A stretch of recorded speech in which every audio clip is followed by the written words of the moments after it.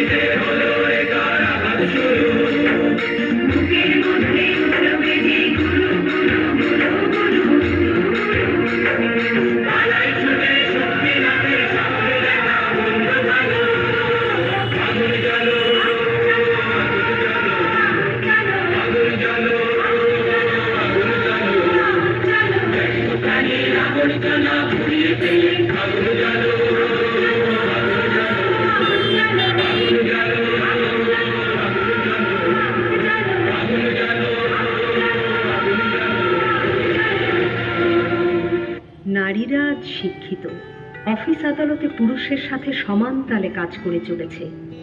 রাজনৈতিক কি অর্থনৈতিক, সকল ক্ষেত্রেই তাদের অবদান অনস্বীকার্য। বর্তমানে আমাদের দেশের প্রধানমন্ত্রী, বিরোধী দলীয় নেত্রী, স্পিকার থেকে শুরু করে সকল অবস্থানেই বিরাজমান নারী। কিন্তু তারপরও কি থেমে আছে নারীর প্রতি সহিংসতা, নির্যাতন?